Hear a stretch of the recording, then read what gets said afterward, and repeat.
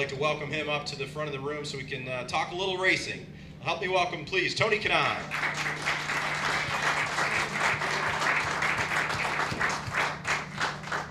Tony, first off, thanks very much for joining us here today. Can I sit? Yes, you can sit. Whatever you'd like to do, my friend. Talk a little bit, if you would, just about your memories of that race back in 2007. We've been talking about it all day with the media. You've got a bit of a bittersweet history here in Detroit. Talk a little bit about that. First of all, good afternoon. It's a pleasure to be here. Well, I have such a good and bad history here in Detroit that I don't even know how to start. But 96 and 97, I won 2 races back-to-back here in Indy Lights. Then we came back, and back in the days it was a trump car, and I came back all confident, and I hit the wall pretty hard, going into the back, in a corner in the back straightaway, and I broke my arm, 7 ribs, got a concussion, put 14 plates, 14 screws in my arm, and left here in Rogers plane that actually flew me home 6 days after that, and then I had to take 3 months off. Came back the following year, crashed again, got a concussion, didn't race. Then we stopped coming here. Then back in 2007, I gotta thank Roger, because he did change, when we came back, he did change the corner that I crashed, and I won the race. So I guess it was a 1 corner problem there that we had, and Roger fixed it for me. So you know, all joke apart, I mean, I remember how great this place was. You know, you guys do a first-class job bringing this place back. We had 100,000 people here that day, and I will never forget. I could never understand why it went away. Now I'm extremely happy that it came back. Can't take Chevrolet enough for all the involvement with you guys, Bud and Roger, being responsible for that. But now I'm extremely happy to be back. Like I said, I think, like you mentioned, Chevrolet won the first 4 races. We haven't, but hopefully it will come soon. And if I come here as the previous race winner from the previous race, if you guys know what I mean, I'll be happy. For those of you who don't know, that would be the Indianapolis 500, which is the next race in the IndyCar calendar. Tony's actually leaving Detroit and heading to Indianapolis tonight. And talk a little bit about that. You head to Indy tonight, where your teammate is on track tomorrow for rookie orientation. Yeah, I have a rookie teammate. He's really young. He's 40 years old. 19 years of Formula 1 experience. It has, you know, he needs some guidance, and I'm gonna have to fly back. Unfortunately, because Button Mara put me in this great hotel at the Motor City, and I was enjoying it so much. But I gotta help the guy out, and you know, I'm happy that he's in the team. He's a great friend. He's been my friend for 30 years. Rubens Barrichello. Rubens Barrichello, and funny enough, he is a previous Indianapolis winner, and he's a rookie, because obviously he won the Formula 1 race there, but he never raced in the oval. So I got my role tomorrow is to teach the guy, which I don't know how I'm gonna do that, because I've always went to him for advice. He's one of the greatest that I've watched him race forever, and so now I get all my frustrations during the years that he didn't tell me. Now I get him back tomorrow, so it will be fun to watch. Should be a fun couple days. And then Tony's on the track with all the rest of the IndyCar drivers on Saturday as practice begins for the Indianapolis 500. And Tony, I guess before we open it up for questions, talk a little bit about the transition. It's what makes IndyCar so great. You race on the super speedway at Indianapolis going at 220 miles an hour with all the pressure and all the attention and all the pomp and circumstance, and then just a few days later you shift gears completely and come to the 2.1 mile road course here on Belle Isle. And what kind of challenge is that for the teams and the drivers? Well, I think it is a huge challenge for all of us. Obviously the speeds are different. You're going to be turning left and right here in 10-15 times a lap. You're going to be upshifting and downshifting. But to switch, you're gonna be, you know, this month, it's definitely the most stressful month for anybody that is involved with the 500. Team owners, mechanics, drivers, and we're gonna have to turn these cars around, which, if you guys know, we have different suspensions, a completely different setup in the cars. So Monday morning they will do that, and if we start running on Friday, we gotta give the time for the truck drivers to drive over here. So by Wednesday, these cars have to be ready to go. And for us, if you win, which is a good problem to have, you're going to be extremely busy until Thursday.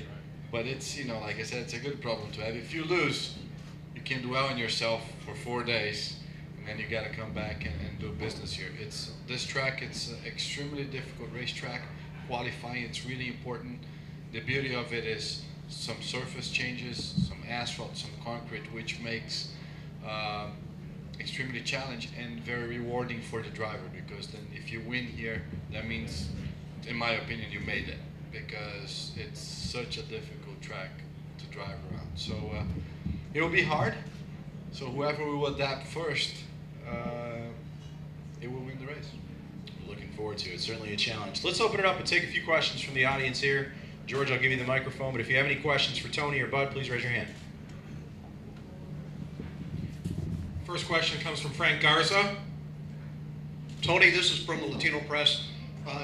Tony, coming back from the Indianapolis 500 with the exhaustion of doing that endurance race, and then with the different type of racing, like you said, turning left and right as opposed to going one direction, and the track going from asphalt to concrete, how dangerous would you consider the Detroit Grand Prix to be in all the races that you do? Racing is dangerous. I mean, I don't think. I think nowadays, with the conjunction with the safety committee that we have in IndyCar and the drivers, and talking to the promoters, I think our tracks are extremely safe. I mean, we especially after what happened last year, at the end of the year, we made it even better. So I think Detroit and the Belle Isle track is on the standards of one of the safest we can possibly have. Racing will never be 100% safe, and that's why, like my owner used to tell me, Jimmy tells me all the time, that's why we get paid the big bucks, because it's hard, it's not easy. Next question comes from Bob DeRogi of BRD Marketing. What do you expect coming up with the attendance, not only at Indy, but also on Belle Isle? Well, I think if you guys watch the first 4 races, they're being extremely exciting, and a lot of passing. So I think the series, it's on a climb. We have a new car, 3 different engine manufacturers. Competition, it's quite tough. So I think there is no reason for us to break the record on attendance, not just in Indy, but here as well. I think you know, we drove around the city since 5:30 this morning, and I've been seeing signs, and you know, they're promoting this race quite a lot, and that's the reason that I'm here, because I believe it will be a very successful event. So I'm very greedy, like Bud is, and like Roger and his people. So I want to see more than 100,000 people for sure. Next, go ahead. Let me just say that you know, this weekend that we have now with the Indy 500 before our event, we couldn't ask for a better weekend. Yeah, the teams are going to be very challenged, including, of course, our own, getting, as Tony mentioned, from Indy to here, especially those that have some unfortunate circumstances in Indy in terms of their situations there, getting cars ready to go here. But think about the biggest sporting event in the world, not the biggest motorsports event in the world, the biggest sporting event in the world occurring the week before our event. And our event really kicks off this summer when you think about it. There's so much going on that weekend, and what we love about it is, versus Labor Day weekend, is the fact that kids are still in school that week. Parents are still in town, families are still in town. Unlike Labor Day, we saw a great exodus of people leaving our city. So our ticket sales already show that. We're up versus previous years in 07 and 08. It's my hope that we'll easily sell out Sunday. I think we will. Saturday, we hope to get close to that as well. But Saturday, we have 3 races going on. And qualifying with Tony in the IndyCar Series, there is a heck of a lot of action happening on Saturday. Indy Lights, World Challenge, Grand Am happening. So our attendance numbers are already up. I think they'll just be getting, continue up the next few weeks, especially with the Indy 500 occurring before our event. Next question comes from Tom Lydon, Sports Director at Channel 7. Bud, this is for you. I can't see you from behind the camera, but that's all right. Maybe I'll stand up. If you could just touch on how important this year is for the future of this race. Is this something, will there be another evaluation after this race to see if there will be a further commitment, or are you already entrenched and set with the fact that this race will be here for a few years to come? Where's Terry Dillon from Chevrolet? Raise your hand, Terry. Now, we with the help of Chevrolet, we've got a multi-year agreement here. That's terrific, right? I mean, we didn't have it before. As you know, much of the support that went into the event in the past was by our sponsors, but a significant part of it was through Penske Corporation. And we of course, with our team, we're responsible for putting the event on and promoting it, managing it, and operating it. But with the help of Chevrolet, back on track, coming out of some tough times, everybody did in this town. We're back for many years to come, not just this year. So it's a great question. And Roger and I call this date equity. We want to have this event every year the same weekend so people can plan on it. So next year, when you're thinking about your summer beginning, you'll be here in Detroit because we know the race will be the week after the Indy 500. And we have a multi-year contract with the IndyCar Series to have it here. So we know we're going to be here many years to come. And also by having that now, myself and Chevrolet are thinking about, what ways can we improve the track to make it better, make it more competitive, more passing zones that I'm always interested in having for the fan excitement. More to come on that. I'm working on those ideas now with the city and the state, who will soon be with us on Belle Isle. So we're here for many years to come, and that's thanks to the help of Chevrolet in particular and 40 other companies that have now been part of this thing. One other thing, we have 43 chalets for entertaining clients down there, 43. We have 2 left. Isn't that unbelievable? 2 left to sell on Belle Isle. So it's just been an incredible outpouring of support, humbling in fact in my mind, and it's thanks to people like Chevrolet and General Motors that make it happen. George Eichhorn here. I got a question for you, Tony. Talk about the after effect with Danica switching over to full-time to NASCAR. I mean, she had her following, she had her contingent at all the IndyCar Series races. Talk about that. Have you noticed anything different? I mean, without her around, quite frankly. I noticed that she just put Hornish in the wall last weekend.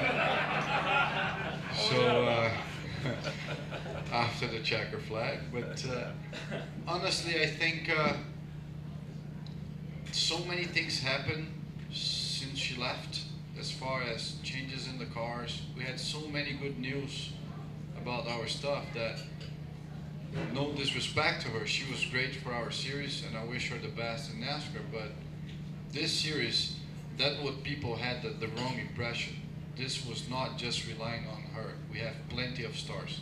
We have a guy, his name is Will Power. Can you imagine his parents when they named him?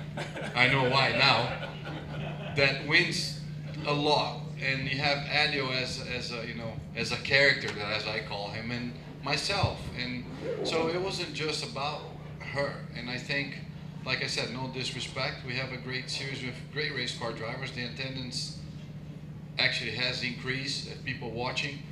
We brought a guy from Formula One that is extremely famous. If you guys watched the race in Brazil, we had 150,000 people screaming his name. That will put anybody, including myself, to a shame that we don't have any fans, So I wish her the best, but I don't think, I'm not going to say we miss what we don't miss. She chose to leave, and we moved on. Tommy, do you have a question? Tommy Morris, Detroit City TV. Tony, with the difficulty of this track, as you mentioned, how is it different that how you train or prepare for this particular race compared to others? I would say you focus more on qualifying right away. So basically, on a normal race weekend, you do some qualifying runs, and you try to use one of the sessions for a race simulation. Nowadays, when you come to a track, it is extremely difficult to pass. Although I should say, the past 4 races, we went to tracks that were extremely difficult to pass in the past, and we had plenty of passing. So that doesn't necessarily mean it's not going to happen here as well. But the mindset would be work on qualifying. You start as far up as you can, and then from there, you play a race. So the focus will be more on qualifying. We'd like to wrap up our formal portion here. I know everybody's very hungry and wants to get to lunch here, so we appreciate Bud Denker's time here today, especially, and Tony Kanaan as well. We'd like to thank you all for showing up and your great coverage.